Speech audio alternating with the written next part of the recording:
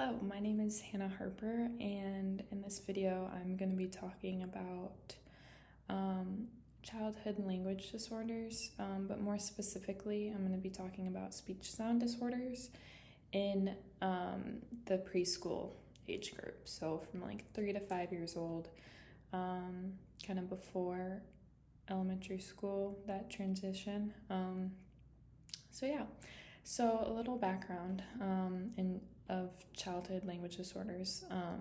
Childhood language disorders in preschoolers are seen through difficulties in understanding or using spoken language, usually affecting key aspects of learning and social interaction. Early identification and intervention throughout this whole thing is really vital, and kind of the key point of this whole video is that you want to get early identification and intervention for your kiddo. And in this age range specifically, it is very critical for long-term educational and developmental outcomes to just get the help they need. So normal language milestones for preschool age group specifically, kiddos in this age group should be using sentences of 3 to 6 words and expand to 4 or more words by age 4. By age 3, their vocabulary should be around 300 to 500 words. They should be able to answer simple questions, be able to use plurals correctly, describing use of objects, and then also understanding some spatial concepts. By age 4, strangers or people not really related to the child should be able to understand most of what the child is saying. Doesn't have to be perfect, but just for the most part, understand what the child is saying. The kiddo should be asking questions, telling simple stories, using pronouns and past tense, and following multi-step directions. And then by age 5, they should be using sentences with detail, telling stories with multiple events, communicating clearly with both adults and peers in their class, in preschool or wherever it may be. And then they should also know over 1,000 words and use complex sentence structure with that. Some common language disorders for this age group, the most common ones are like expressive language disorder, receptive language disorder, mixed receptive expressive language disorder, speech sound disorder, which I am focusing on, and then stuttering. And I found some stats. DLD affects developmental language disorder, affects 7% of preschool children. And then speech sound disorders are also very common. And I think the most commonly diagnosed, and it's about 8 to 9%. And then these are characterized by errors in grammar, limited sentence length, difficulty with conversation, trouble understanding questions or stories, or difficulty understanding speech. So speech sound disorder as a whole is defined as difficulty producing the sound of speech, and it ultimately impacts the kiddo's ability to be understood by others. It can manifest as articulation issues, where maybe a specific sound is produced incorrectly, like R's or S's or whatever it may be, or phonological process errors, where patterns of errors occur. While the exact cause of this is often unknown, potential factors including hearing loss, physical abnormalities, like a cleft palate, neurological conditions, or developmental delays, but it kind of varies from kiddo to kiddo. Ultimately, the impact on normal development, speech sound disorders can lead to difficulties initiating and maintaining peer relationships, especially in school when they're trying to make friends early on It could be hard for them to relate to other kids when the kids might not understand what they're saying. If their stutter is really bad, if they have a speech impediment, that can be really hard for children of that age to kind of comprehend and understand what is wrong with them and why others cannot understand them. And it can also lead to troubles when the child is trying to build a relationship with their teacher. Even if the child has a question or needs help with something, it could be hard if the teacher is having trouble understanding that. So that is a big impact on normal development.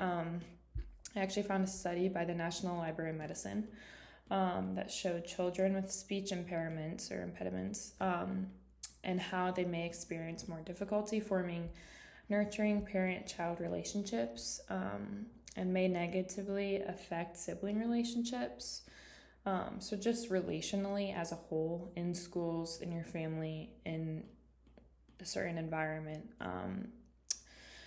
SSDs can have a big impact just on how social they may be. So you're a child with some of this may be super talkative and extroverted, or could stick to themselves and just be introverted and kind of unsure of what is wrong with them or what's happening. And then untreated SSDs can contribute to anxiety, depression, and low self-esteem. Even in a child this young, it can definitely negatively impact them.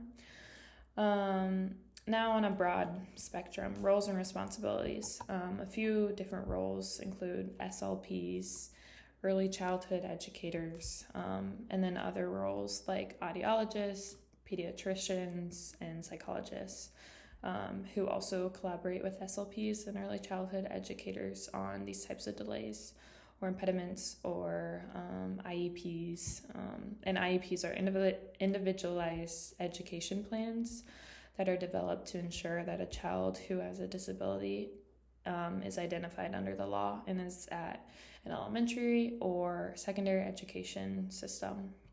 And then SLPs will lead assessments, they lead parent education, they plan interventions, and then they ultimately diagnose the kids and work with them.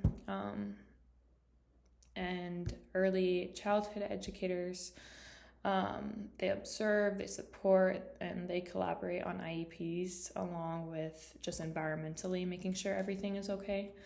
And then obviously you have audiologists and pediatricians and psychologists who work around early childhood educators and SLPAs and SLPs. On the screening and assessment side of things, screenings are quick checks to flag potential concerns and are usually taken by tools like the PLS-5 screening test. That's a pretty normal one, or the ages and stages questionnaire. On the other hand, assessments are more in-depth and consist of standardized testing, parent interviews, observations of the SLPs, observing the child in a structured play setting, so maybe like play-based therapy, where the child kind of leads what they want to do and then you interact with them through that. And then once a child is evaluated, they can get diagnosed, which requires consistent evidence across settings and standardized testing results. So it's both of them. And then early identification of children's language is so critical, as I mentioned before, because it leads to early support for the kiddo, hopefully catching their diagnosis early enough for quick help and not a long road to fixing their impediment or whatever it may be, their delay.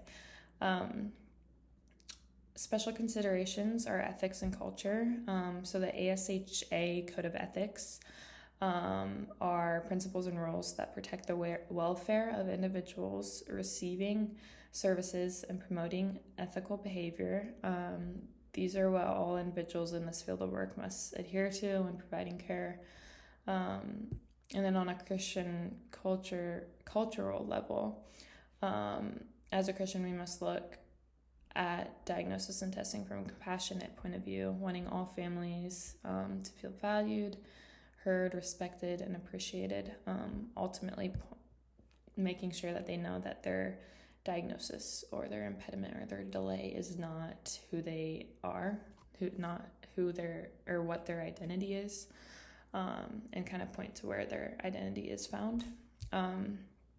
Tools that might be used to test or diagnose must be appropriate for the child's languages, dialects, and background. If interpreters are necessary, making sure that they are there, and then ultimately making sure to honor family values in care decisions, whatever that care may be. Strategies or treatment approaches, the number one thing would be speech therapy. Getting more specific, I found 2 different types of therapy. So traditional articulation therapy that focuses on the motor side of speech production, so like helping children learn to position their tongue in their mouth, their lips, their jaw, everything to produce specific sounds correctly. Phonological therapy looks at underlying patterns of errors, with the goal being to improve overall speech clarity by addressing the rules and systems of sounds. So those are the 2 underneath speech therapy that I found, but there's a whole bunch of speech therapy related things that can help with this because it is pretty common. Educational outcomes. Ultimately, as I said, timely identification and interventions, and this could include wanting to prepare the child for that transition to kindergarten. That is a big transition for a lot of kiddos, so wanting to put them in a position to succeed, enhancing their social readiness and social capabilities, to improve their self-confidence, reducing the risk of ongoing reading, writing, and academic problems to help them succeed in the future is also a really big goal. So yeah, that is speech sound disorders in specifically preschool years, but overall childhood language disorders in preschool years. Thank you.